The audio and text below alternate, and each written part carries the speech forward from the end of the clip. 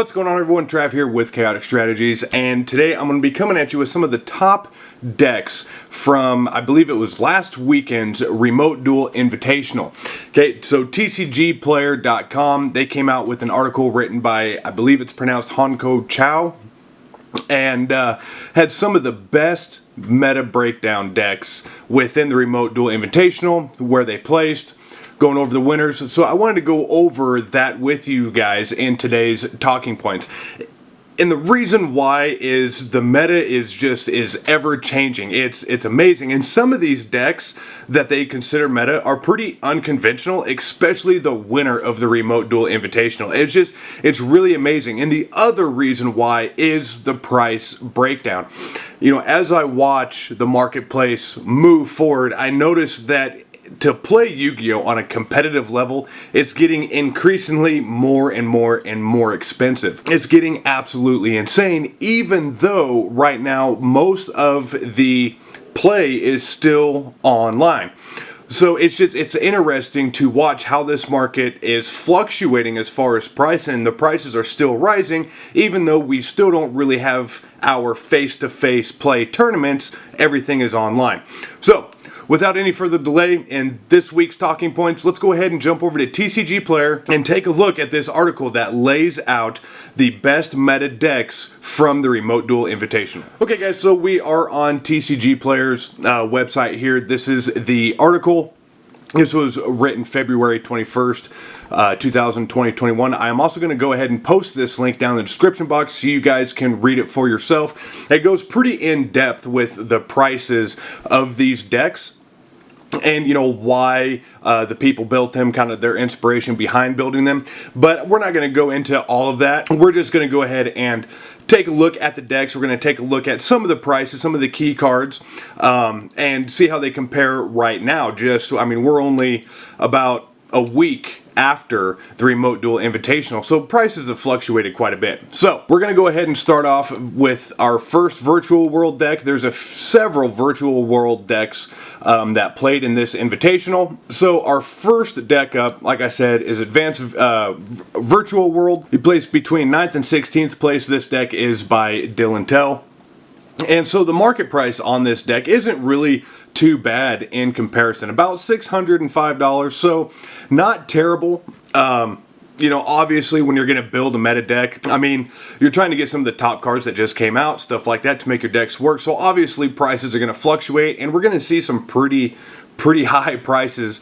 So if you're a budget player like me, these aren't going to be the decks for you, but for the competitive players, definitely something to look into. So pretty standard deck. I mean, we have 3 Ash Blossoms, Joyous Springs, we have 2 Ghost Bells, a Psyframe Driver, 3 Gamma, 3 Virtual World Hime, 3 Virtual World Kirin, 3 My Hime, 3 Roshi, and 3 Gigi. So not bad, 24 monsters in the deck. Nothing too fancy, nothing kind of off the wall from what I've seen. Spells, I mean, we got Called by the Grave, Emergency Teleport, Foolish Burial Goods, only running 1 at, 2 Desires, Pot of Prosperity, he's running 1. $90, and that's about where it's sitting right now. Last time I looked, $90, and still, I mean, personally, I think this is the only card that's carrying the Blazing Vortex right now that dropped. So, you know, I wouldn't be surprised here in the next week or two if we see this card hit $100 before it starts to level back off. 3 Virtual World Cities and 3 Virtual World Gates. Only 4 traps, 3 Virtual World Gate, Shusei, and 1 Virtual World Gate, Zhuanwu, and a plethora of extra deck. Divine Arsenal, AA Zeus, Sky Thunder, the $70 card. That card is absolutely insane. One of the best Xyz cards out there right now for the meta, in my opinion.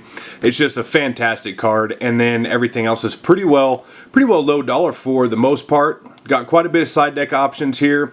Ice Dragon's Prison, fantastic trap card, running $40, and then of course 2 Lightning Storms, which Lightning Storm obviously did drop a little bit, but we're talking $70 there for 2 of those, and then 2 Nibiru's, about $11. So not too bad. Like I said, he placed between 9th and 16th place. Pretty, again, expensive deck, but kind of mild compared to others here on the list.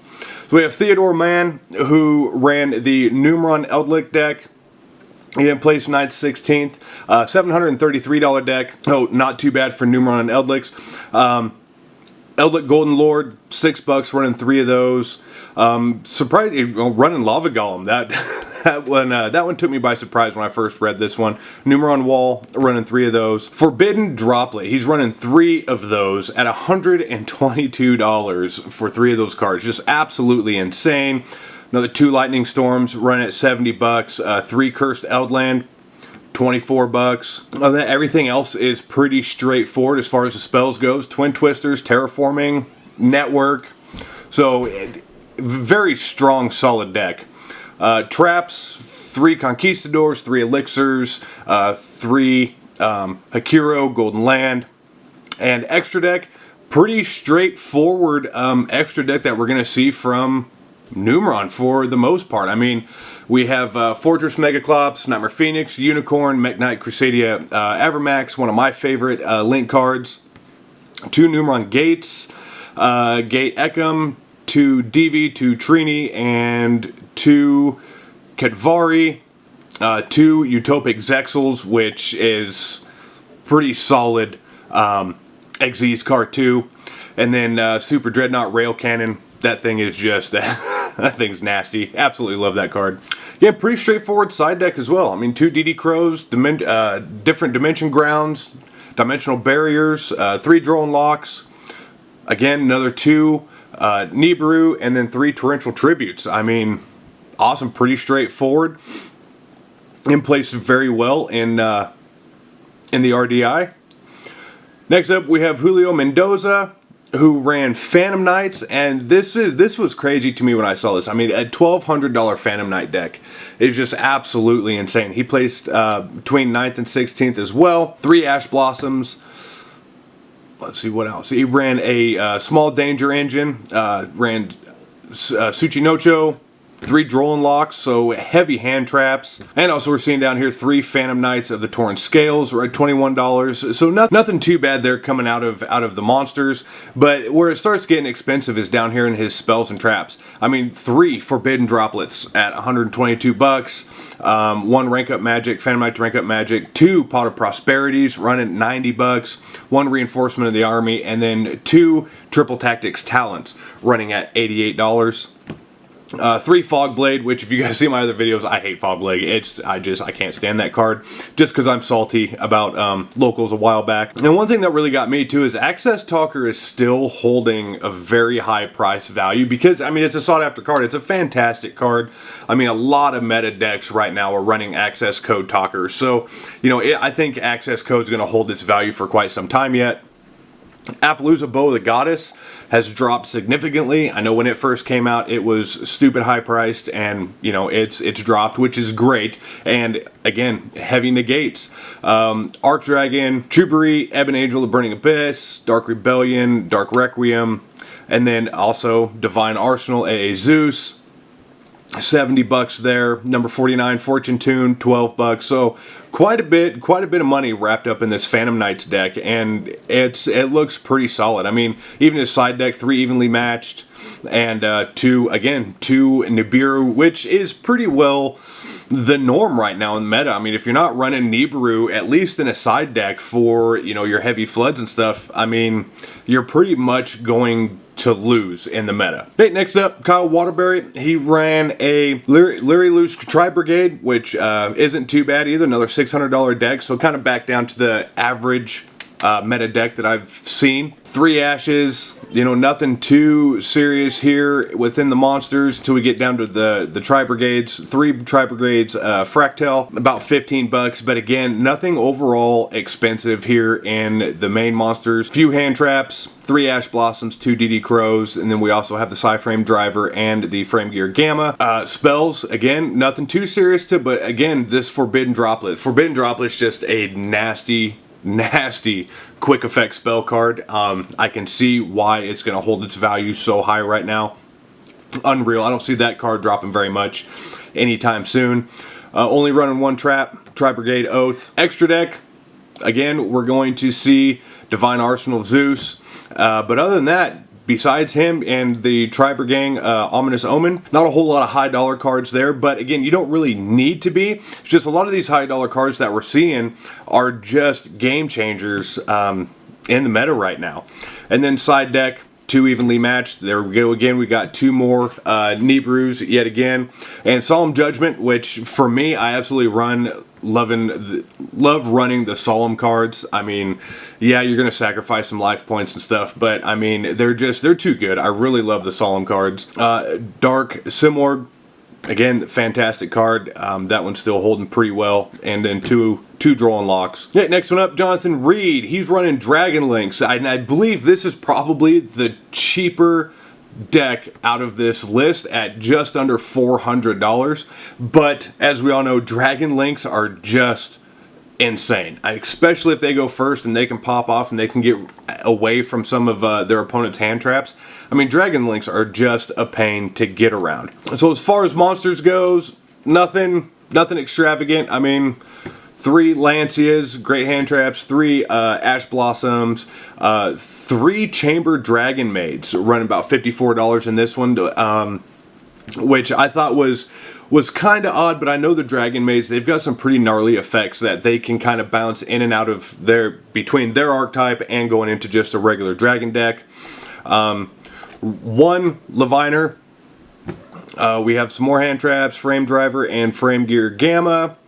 Rise Dark Metal, pretty straightforward for a Dragon Link deck. Spells, again, nothing out of the ordinary, pretty standard for Dragon Links. 3 Legacy Guard Dragons, 3 Quick Launches, Dragon Ravine, Chaos Space, and a Boot Sector launch. And then 2 Dragon Maid Tiding for his traps. That's all he's got running for traps in the main. Extra deck, Appaloosa, Borreload Savage, and I absolutely love that he dropped back down. I know there for a while he was running about 40-50 bucks. I'm glad that that card dropped back down. Boral Sword, Chaos Ruler, the Chaotic Magical Dragon, 17 bucks there. Fantastic card. Christian Halki Fibrax, of course, you know, he's got to be in a Dragon Link as well, running just over 20 bucks. Dragooni Knight Romulus, Guardian Elpie, Guardian Pisty, of course, those are kind of mains in a Dragon Link. Heretic Seal, also running 2 of those. And Hot Red Dragon Arcfiend. Sanapod the Sky Prison, which is fantastic in a level 8 deck. And of course 3 Striker Dragons. So pretty straightforward as far as Dragon Links go. And surprisingly enough, he wasn't running a side deck. I mean, that's it. There's no side deck involved there, so must have been pretty confident that he had everything that he wanted to play in that deck. And I mean, if you're gonna play an RDI, then obviously it did very well. Rayon Sahid, I believe, he ran Zodiac Eldlik, which I thought was pretty interesting, and I might just kind of be behind on this a little bit, but I didn't think Zodiac would work that well in Eldlik. Just shy of $800 for this particular deck. But when I first went through this deck list, I thought it was pretty amazing. So again, Lancia, Ash Blossom, that kind of seems to be the going combo for kind of hand traps in a lot of these decks right now. 3 Nibrus, he mained those. 3 Skullmeisters, and then Bunny Blast, Ramaram, Ratpier, Thoroughblade, and Whiptail for the Zodiac cards, with 1 Eldlik Golden Lord, and then 2 Ghost Bell Haunted Mansions. For spells, starts getting up there a little bit. 3 Cursed Outland, about 25 bucks. 1 Elixir of Black Awakening, almost 20 bucks on that still. 3 Fire Formation 10 keys, which is kind of standard for Zodiacs. 3 Pot of Prosperity, and I know that says $90, but that's per card.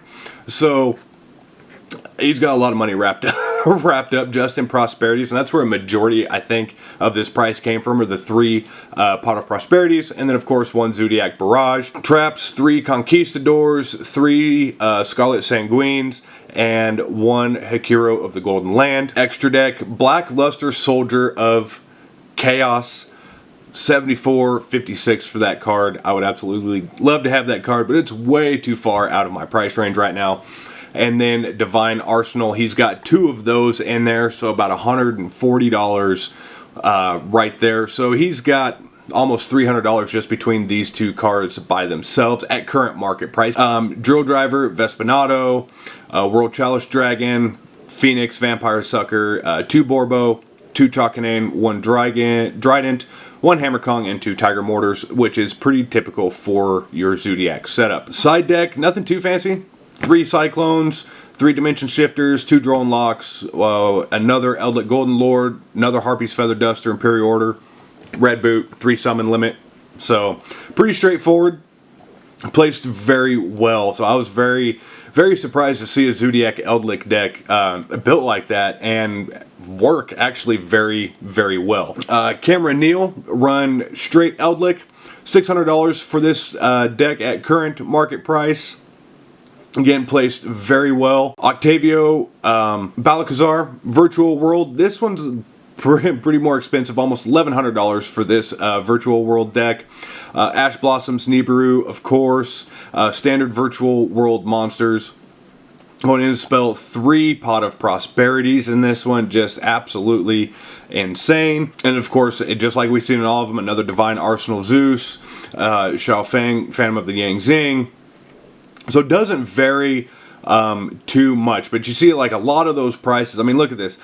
3 Triple Tactics Talents at $88 a piece, 3 Lightning Storms at $70 a piece, 2 Infinite Impermanence, which I am so happy Infinite Impermanence dropped down, $18 a piece. I remember that card was sitting about 60 to 80 bucks at one time, and I really wanted that card, so now it's a little bit more affordable. Andres Areola Jr., who ran Drytron, straight Drytrons, about $1,026, which Drytrons, if you guys last week or week before last, I did a video on Drytrons. So they are fantastic, and they move quick, and they're a straight nasty deck. I absolutely love them. It's a nice twist on rituals, being able to pull a lot of the monsters that you need for your ritual summoning back out of the graveyard, and I really like that they don't go based off a level. They actually go based off of your attack of the monsters that you're going to use to ritual summon. So it's a nice twist to ritual summoning, which I absolutely love. So pretty straightforward for rituals. I mean, Artifact Lancia, Ash Blossom running 3 Cyber Angel Benton, a Natasha, Cyber Petite Angel, Dawn Knight, 3 Drolan Locks, and then we have Alpha Thuman at 3, Delta Altius at 1, Gamma Eltian at 1, and Zeta at 3, 1 Eva, 2 Ghost Spell Haunted Mansion, Herald of Orange, Herald of Ultimateness, and then a Manju of 10,000 Hands. Spells, 2 Pot of Extravagance at $23 a piece, so he opted for Extravagance instead of our new one. 3 Dryton Novas sitting at about $30 a piece as well. And then we see Access Code Talker, which is huge in this deck, at about $80 for that one. Another Divine Arsenal, so on and so forth. So pretty straightforward there.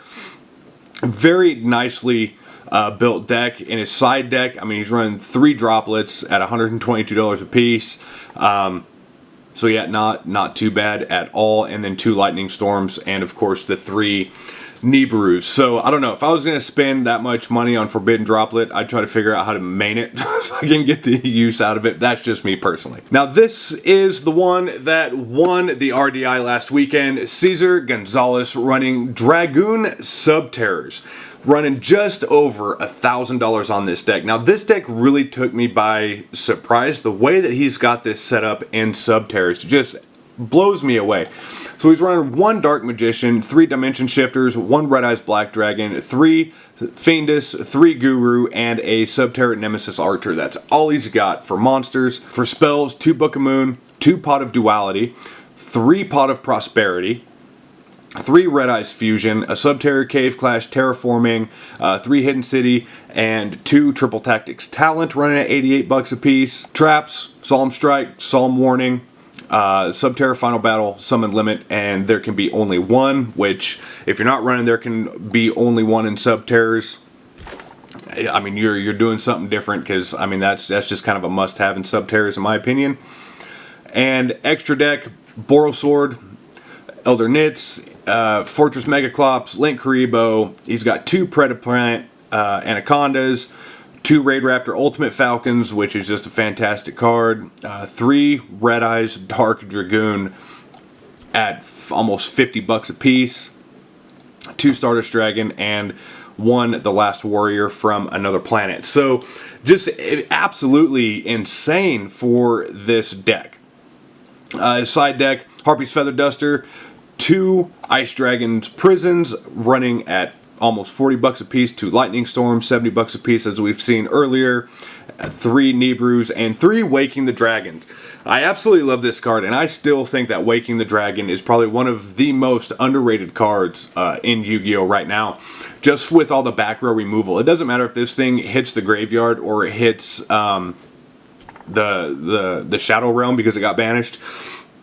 As long as it was face on your side of the field, you're pulling from your extra deck no matter what. So it's a fantastic card. And like I said, this is the one that won the Remote Duel Invitational. And I mean, I can see why. It's just, to me, this isn't really a meta deck. I think to me, this is more of a rogue deck, and it's a damn good one, in my opinion. I think this thing is just pretty awesome. So, like I said, guys, I'm going to leave this link down in the description box. There are more decks on here. I think there's like 16 total. If you want to check them out, they got a couple honorable mentions as well. So, it was very cool. I'm glad that TCGPlayer did that. It just kind of gives you an idea that if, you know, for being a competitor, or you're getting back into Yu-Gi-Oh! Or you're new to Yu-Gi-Oh! You can kind of see what all the prices and everything are in the meta, so that way you can kind of, you know, build around all of that. I don't like to spend that much money. I do play competitively, or at least did until COVID hit, but I don't like to drop that kind of money. I'm more of a budget player. I like, for me, it's fun trying to build meta killer decks off of older cards that still have some viability within the game, so that way you don't have to go spend, you know, $1,200, $1,300, $1,400, or even, you know, between $500 and $800. I mean, some of these deck prices to me are just absolutely ridiculous, but the payout and the prizes that you get from some of these bigger tournaments, I mean, that $1,000 deck won't touch some of these prize payouts, which I think is phenomenal. So, with that, guys, that is this week's Talking Points. If you guys liked the video, be sure to hit that like button, comment, let me know what you guys think. I hope you guys are being safe out there. We'll catch you next week in TCG Talking Points.